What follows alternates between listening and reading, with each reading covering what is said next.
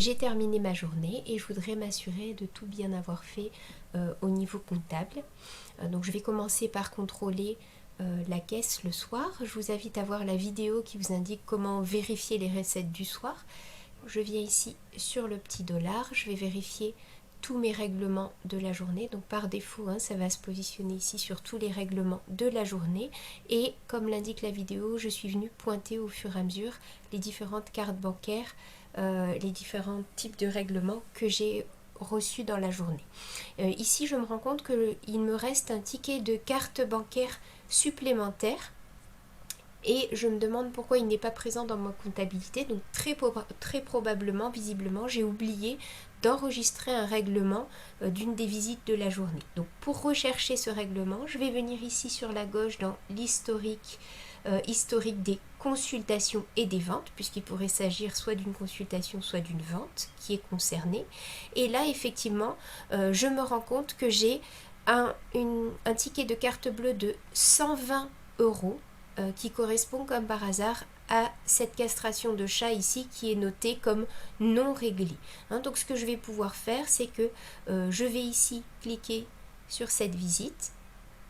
Je vais pouvoir ici venir m'assurer qu'effectivement il n'y a pas eu de règlement enregistré alors que j'ai un ticket de carte bleue qui correspond. Et puis je vais simplement venir ici préciser que ça a été payé par carte bancaire pour 120 €. J'enregistre le règlement.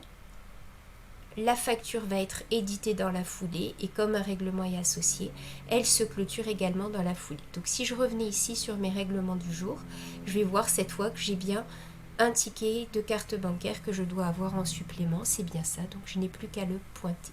Maintenant, si je souhaite faire une comptabilité en m'assurant d'avoir enregistré tous les soirs une facture pour chaque visite qui est bien terminée, je vais pouvoir venir contrôler ça dans une autre des fenêtres. Donc pour ça, je vais venir ici au niveau des finances, je vais cliquer ici sur les impayés et je vais demander à voir quels sont tous mes impayés de la journée. Donc impayés aujourd'hui, je clique sur rechercher et là je vais donc voir quelles sont toutes les visites de ma journée qui n'auraient pas été réglées.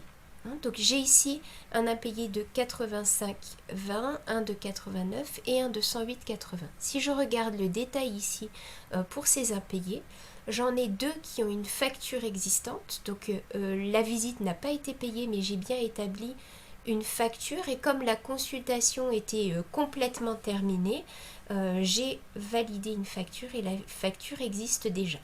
Si je veux voir ici pourquoi je n'ai pas de facture correspondante, pas de facture éditée, je vais pouvoir venir ici cliquer sur la petite flèche pour m'ouvrir la consultation qui correspond. Et là, si je regarde bien, je me rends compte qu'il s'agit d'un animal qui était très abattu et qui est en fait hospitalisé. Si je regarde ici, je vois que c'est un animal hospitalisé. Donc là, je peux comprendre effectivement que j'ai décidé de ne pas éditer la facture parce que dans les jours à venir, je vais devoir continuer d'ajouter des actes et des produits à cette visite et la facture, je ne l'éditerai qu'au tout dernier moment.